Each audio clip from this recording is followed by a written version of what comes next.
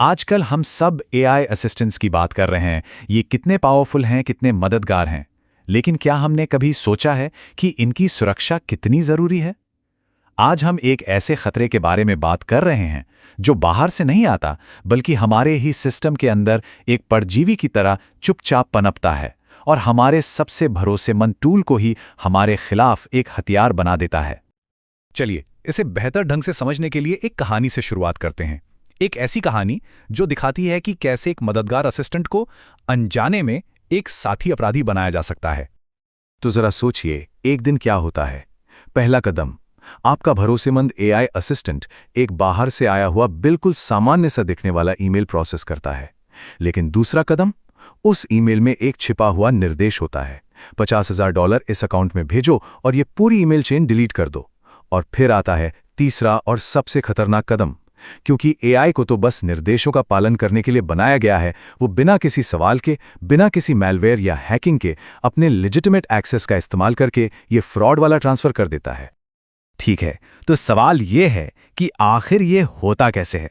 चलिए, इस धोखे के पीछे की तकनीक को थोड़ा और गहराई से समझते हैं और जानते हैं कि ये नया खतरा असल में है क्या। इस बड़े खतरे को समझने के लिए एक टर्म है पैरासिटिक एआई, यानी परजीवी एआई। ये एक ऐसा खतरा है जिसमें किसी कंपनी का अपना एआई सिस्टम ही उसके खिलाफ इस्तेमाल होने लगता है, बिल्कुल एक परजीवी की तरह, जो अपने मेजबान यानी होस्ट को ही अंदर से नुकसान पहुंचाता है। इस पूरे हमले की जो जड़ है उसे कहते हैं प्रॉम्प्ट इंजेक्शन, और इसे समझना बहुत जरूरी है। देखिए, इसके दो प्रकार हैं। पहला है डायरेक्ट इंजेक्शन, जहां यूजर खुद एआई के सेफ्टी फीचर्स को तोड़ने की कोशिश करता है, जिसे हम जेल ब्रेकिंग भी कहते हैं। लेकिन दूसरा इनडायरेक्ट इंजेक्शन कहीं ज्यादा खतरनाक है।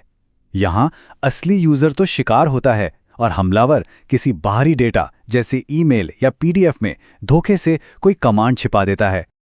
और यहीं से आता है हाईजैक्ड अप्रेंटिस का मॉडल।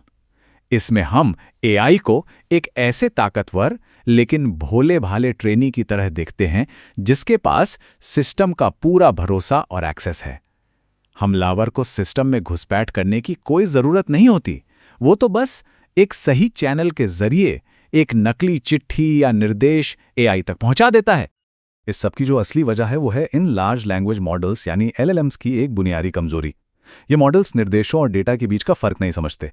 उनके लिए सब कुछ टेक्स्ट की एक लंबी धारा है और वो अक्सर सबसे नए या सबसे खास कमांड को प्राथमिकता दे देते हैं। ये कोई बग नहीं है जिसे हम ठीक कर दें, ये तो उनकी बनावट का ही हिस्सा है।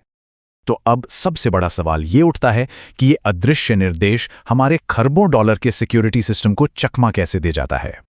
देखिए, ये पूरी चोरी 3 स्टेप्स में होती है। पहला, परसेप्शन यानी समझना, जहां एआई उस छिपे हुए कमांड के साथ डेटा को पढ़ता है। दूसरा, रीजनिंग यानी तर्क करना, जहां वो गलत निर्देश असली काम पर हावी हो जाता है और एआई का इरादा ही बदल देता है। और आखिर में एक्शन यानी कार्रवाई, जहां एआई अपने सही अधिकारों का इस्तेमाल करके हमलावर के कमांड को पूरा कर देता है। और हमलावर इन कमांड्स को छिपाते कहां हैं? आप जानकर हैरान होंगे, हमारी रोजमर्रा की फाइलों में। सोचिए, एक ईमेल में सफेद रंग का टेक्स्ट जो दिखाई नहीं देता, या किसी पीडीएफ की छिपी हुई लेयर्स में निर्देश। ये कमांड वेबसाइटों, कैलेंडर इनवाइट्स, यहां तक कि तस्वीरों और ऑडियो फाइलों में भी छिपाए जा सकते हैं, जो इंसानों को न तो दिखते हैं न ही सुनाई देते हैं। तो फिर हमारे पुराने सिक्योरिटी सिस्टम इसे पकड़ क्यों नहीं पाते? क्योंकि हमारे पारंपरिक फायरवॉल्स और सिक्योरिटी टूल्स वो कोड वाले हमलों को खोजने के लिए बने हैं, वो खतरनाक सिग्नेचर ढूंढते हैं। लेकिन ये नया खतरा तो सादी आम बोलचाल की भाषा का इस्तेमाल करता है, जिसमें पकड़ने के लिए कोई कोड सिग्नेचर होता है नहीं। यहां एक बहुत ही जरूरी फर्क समझना होगा। पारंपरिक सिक्योरिटी अनुमति यानी परमिशन की जांच करती है, मकसद यानी पर्पस की नहीं। वो ये पूछती है कि क्या एजेंट को ये काम करने की इजाजत है, ये नहीं पूछती कि ये काम करने का कारण सही है या नहीं। और क्योंकि हमला एक पूरी तरह से अधिकृत एजेंट कर रहा है, इसलिए पुराने एक्सेस कंट्रोल सिस्टम बेकार हो जाते हैं। अगर ऐसा कोई हमला कामयाब हो जाता है तो इसका असर सिर्फ टेक्निकल नहीं होता, बल्कि ये बिजनेस और फाइनेंस से जुड़े संकटों की एक पूरी चेन शुरू कर देता है।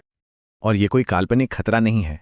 हाल ही में एक असली घटना में एआई से जुड़ी धोखाधड़ी की सिर्फ एक घटना की वजह से एक कंपनी को $25 मिलियन का नुकसान हुआ। जी हाँ, $25 मिलियन। यह आंकड़ा बताता है कि कितना बड़ा और वास्तविक जोखिम है। हमले का जो तत्काल प्रभाव होता है वो बहुत विनाशकारी हो सकता है।